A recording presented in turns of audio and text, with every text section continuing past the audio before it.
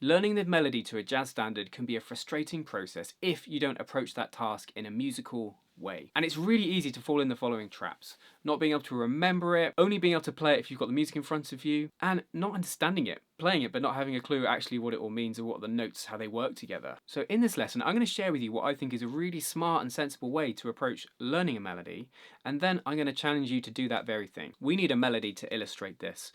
For you to learn. And I've picked an old standard, It Had to Be You. Why? Because this one has a strong melody. It also has words, which I think can be helpful. So here's the melody for you, just played simply on unaccompanied. 1, 2, a 1, 2, 3, 4, 1.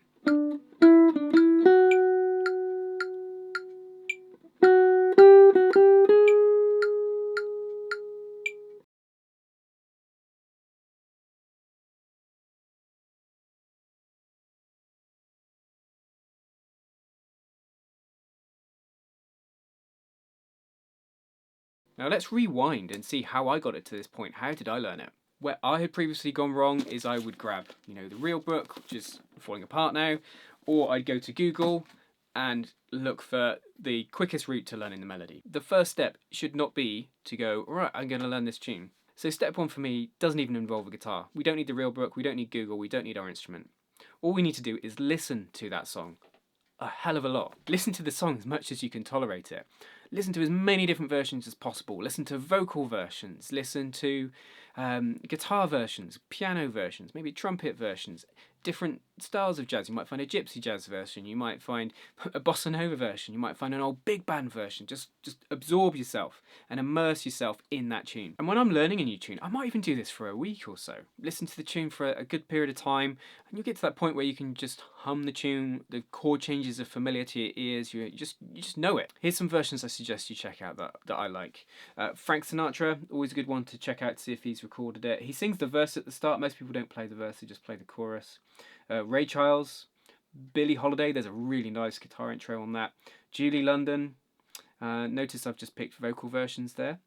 Guitar versions, check out Les Paul with Chet Atkins, that's quite fun, and Django Reinhardt with Stefan Grappelli. So step one, you listen to the melody loads. Step two is when we start to try and work out that melody. At this point, if you've done all that listening, you should be familiar with the phrases and possibly some of the words too. And if you're anything like me, you probably ended up humming it or even singing it around the house. That's good, because when we pick up our guitar, we're going to have a much more musical connection with that melody than, say, a tab or a real book might give us, because we're trying to find the sound that we know rather than regurgitate the dots or tab numbers. So stage two is work out that melody by ear, and I'm not gonna sugarcoat it. It's much harder than just learning it from a real book or from a tab, but that's the point. It's difficult. And if it is difficult, it means you're learning. And the payoff is much better, the long-term retention of it, the understanding of it. All those pitfalls I talked about earlier won't happen if you follow this approach. And it will obviously improve our most important skill as a jazz musician, which is your ear. Now, you could do this either from one of the versions I mentioned earlier, or any other version you find. Or if you find it easier, and I deliberately played my melody unaccompanied, so you can do it from that, you can just clearly hear the notes you're trying to pick out, then you could do it from that. If you're using a YouTube video, it's great because you can slow it down, which gives you more time to hear everything. If I'm you now, I'm thinking, how do I work out a melody by ear? Well, if you've not done it before, then you might not want to start with a jazz standard. You might want to start with really basic things like, can you play Happy Birthday on the guitar, the melody? Jingles, adverts, melodies, really simple familiar melodies of old songs or things which are maybe easier in terms of the notes. Now here's some general tips to help you with this. First thing is listen to the shape of the phrase. Some phrases go up, some phrases go down, some phrases obviously go up then down, up and down. The first phrase in this song has a shape to it. Da da da da da, and actually humming it or singing it, you can feel that more. Here's the first note. Da da da da da. So you see it starts low, goes high, goes low, goes high, and then high again. Da da da da da. I feel very silly doing this, but trying to illustrate it for you. So is a phrase going up? Is it going down? Is it going back up and then back down? Things to listen out for. Other things to go for if you're trying to learn it phrase by phrase in chunks. Like the first phrase, da da da da da. The second phrase is da ba da da da. So that first phrase, things that can help you get into it is either working out the first note or the last note of the phrase and then finding the rest from there. So I usually find the first note of the phrase or the last note of the phrase and try and fill out the middle after that. If you're using my video, play it phrase by phrase. Now, once the guitar plays that first phrase, which is this, pause it. Replay it in your head. Da, da, da, da, da. Think of the sound.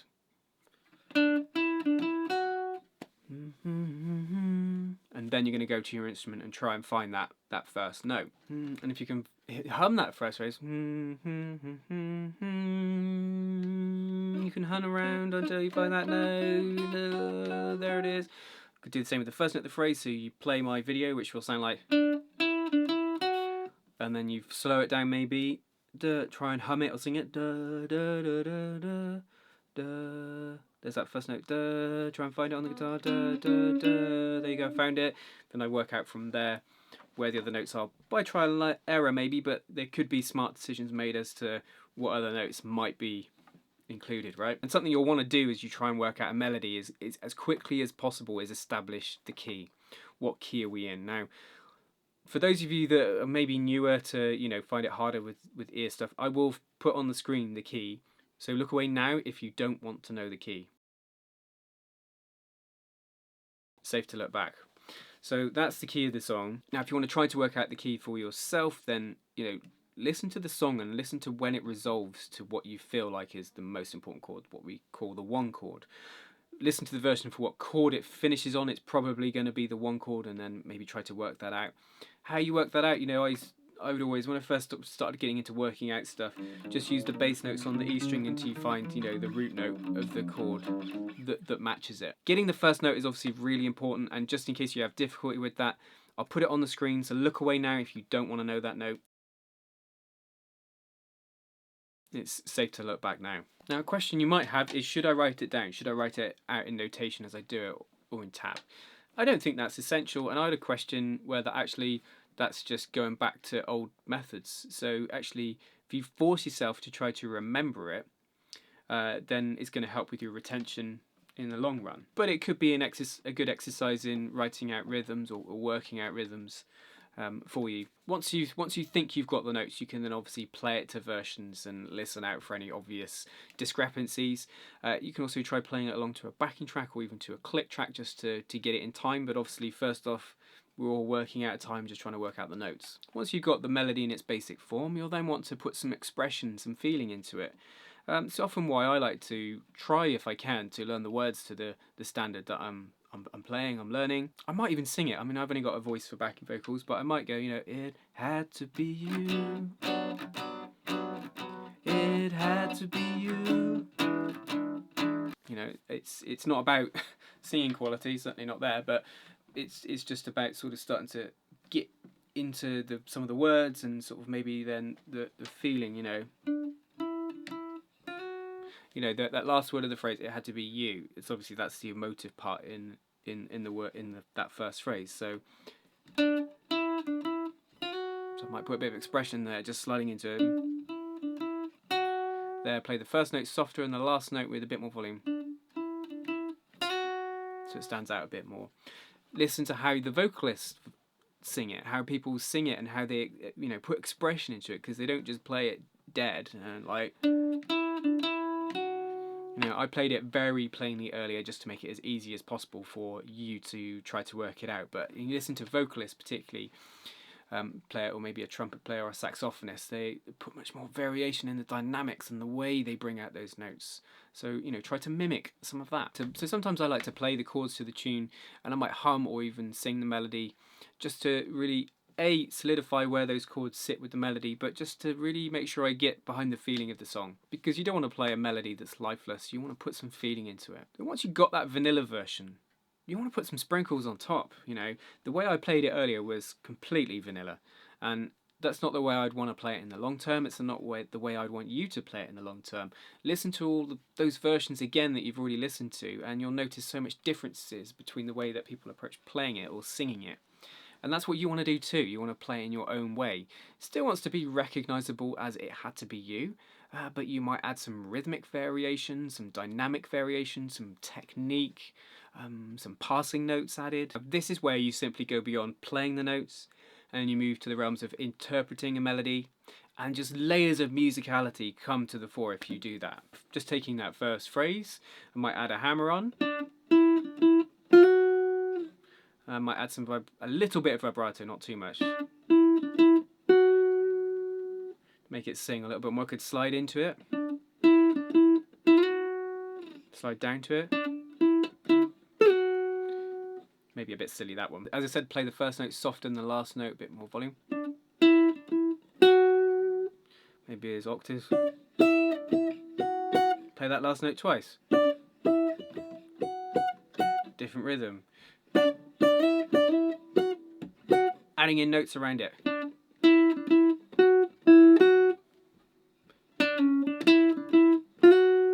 All these little variations, you'll hear this kind of thing in the way people play melodies, and sometimes wonder how it's become what it has. It's kind of like Chinese whispers of jazz standards sometimes. So, limitations of this approach. Obvious first one, it's not the quickest way.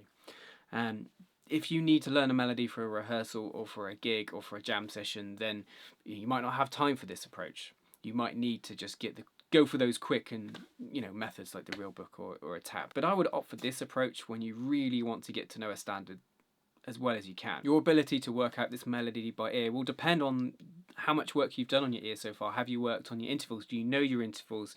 Have you worked out things by ear, whether it's just chords or simple melodies? For some, that might not be the case. For me personally, prior to getting into jazz, I was learning rock and blues and things like that, and I'd be doing the majority of it by ear. So when I came to jazz, I already had a reasonable ear.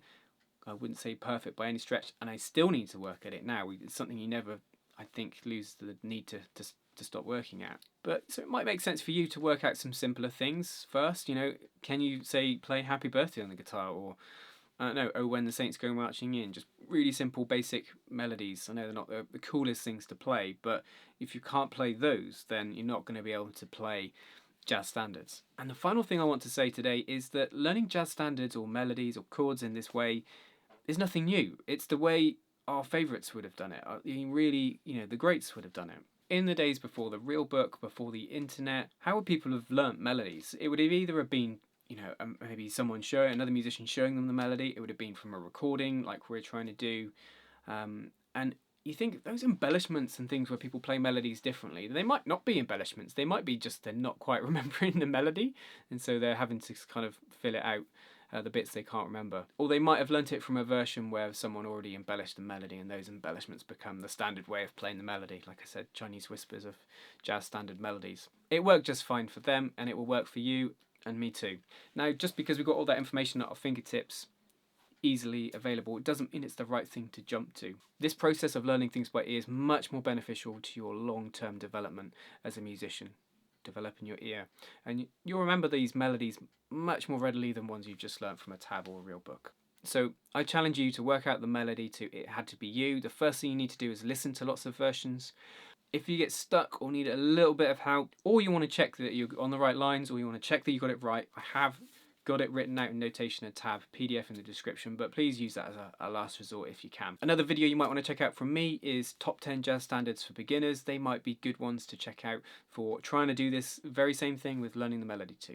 Leave me a comment if you've got any questions. Don't forget, jazz guitar lessons every Wednesday and Saturday. Until next time, you take care.